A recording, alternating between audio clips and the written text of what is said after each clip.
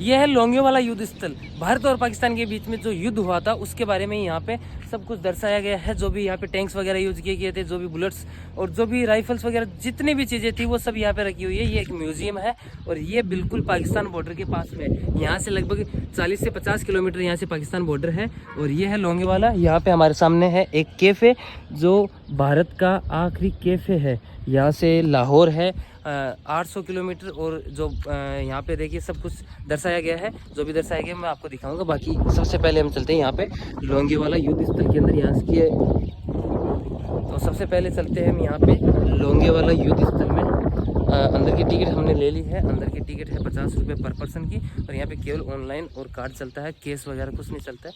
तो चलिए अंदर चलते हैं। देखिए यहाँ पे टैंक्स वगैरह काफ़ी दर्शाए गए हैं। म्यूजियम के अंदर आते सबसे पहले हमें मिलता है ये रिकॉलाइज्ड राइफल, जो इसके ऊपर जीप के ऊपर लगी है। इसको कहते हैं रिकॉलाइज्ड राइफल। और इसके बारे में यहाँ पे जानकारी दी गई है। 106 mm रिकॉलाइज्ड राइफल का इस्तेमाल दुश्मन के टैंकों के खिलाफ किया जाता था। 1965 और 1971 की जंगों में इनका इस्तेमाल भारी मात्रा में सेना ने किया था। इसको एक जीप के ऊपर लगाया जाता है। ये देखिए ये जीप के ऊपर लगा हुआ है। और ये है रिकॉलाइज्ड राइफल। ये है पाकिस्तानी टैंक जो लोंगेवाला युद्ध के दौरान भारत वालों ने इसके ऊपर कब्जा कर लिया था और भारत में रख लिया था। तो ये इसके अंदर 400 हॉर्स पावर का इंजन है। ये जी हाँ दोस्तों, ये जो टैंक देख रहे हैं इस टैंक के अंदर 400 हॉर्स पावर का इंजन है। देखिए कितना बड़ा टैंक है। इसके देखिए चेन्स वगैरह अब देख लीजिए एक बार। यानी पाकिस्तान वाले भी बहुत हाईटेक चीज़ बनाना जानते हैं। मुझे तो पता नहीं था आज से पहले कि पाकिस्तान भी इतनी हाईटेक चीज़ बना सकता है, लेकिन बना दिया है। ये एक दूसरा पाकिस्तानी टैंक है जिसके ऊपर भी भारत ने कब्जा कर लिया था। और ये आज भी लोंगेवाला म्यूजियम के अंदर रखा हुआ है। बाकी कई सारे टैंक्स हैं जो उस साइड में रखे हुए हैं। ये उन इंडियन सोल्जर्स के नाम है जिनको महावीर चक्र, वीर चक्र और सेना मेडल से नवाजा गया था। और यहाँ पे देखिए ये वो दूरबीन है जिसको वॉर के दौरान यूज़ किया जाता था। भारत वाले पाकिस्तान वालों के इन्हीं दूरबीन के थ्रू निगरानी रखा करते थे।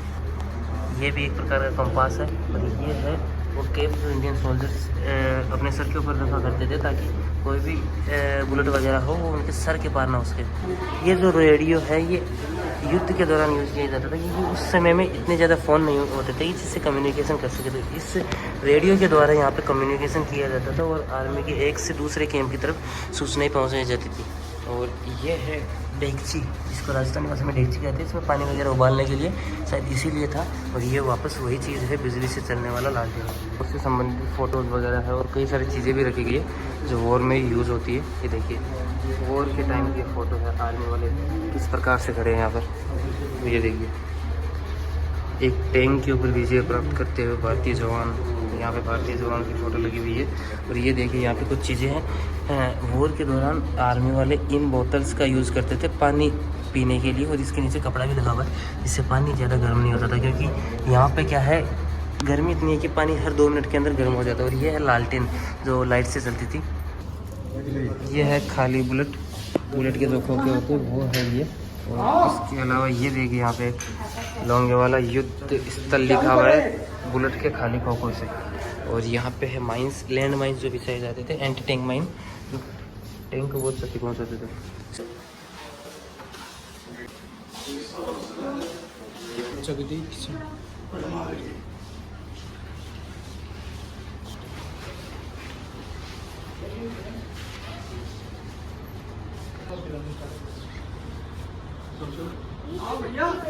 अब हम जा रहे हैं यहाँ के एक मूवी देखने के लिए जो मैंने आपको पहले बताई थी। ये एंटी टैंक माइंस है।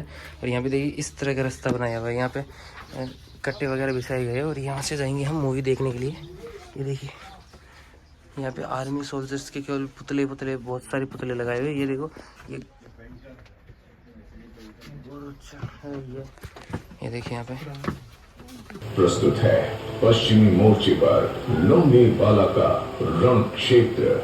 जब 1947 में जब कश्मीर का भारत में विलय हुआ तब पाकिस्तान ने कश्मीर पर कब्जा करने और भारत को अस्थिर करने की नीयत से भारत पर हमला किया। ये जब भी आर्मी वाले अपने कैंप्स के अंदर होते थे, जब वॉर चलती थी या जब भी वो पाकिस्तान आर्मी के ऊपर निगरानी वगैरह रखते थे, तो इस प्रकार का ये कुछ रखते थे जिसकी वजह से ये कैमरा के या फिर जो लेंसेज होते थे उनके डिटेक्शन में नहीं आते थे। क्योंकि ये जो ये पर्दा आपको दिख रहा है ऊपर, उसी प्रकार का है जैसे जिस प्रकार से हमारी मिट्टी रहती है, रेगिस्तान रहती है, रेगिस्तान के हिसाब से ये बनाया जाता था ताकि आर्मी वालों को कोई देख ना सके। जो दूरबीन वगैरह होती थी उनसे। ये देखिए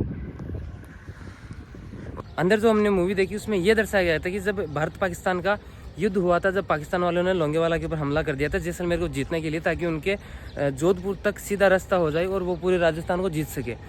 उस समय क्या था कि लोंगेवाला के अंदर केवल 150 सैनिक थे और उसके अलावा अगर दूसरे सैनिक या उनको दूसरी राइफल्स, बुलेट्स वगैरह, टैंक्स वगैरह चाहिए थे तो वो आते उनके लिए 6 घंटे बाद, क्योंकि रोड्स वगैरह नहीं थी, ट्रांसपोर्ट वगैरह इतना मजबूत नहीं था इसलिए। तो होता क्या है कि जो वो 150 सैनिक थे वो उसी जगह डटे रहते हैं।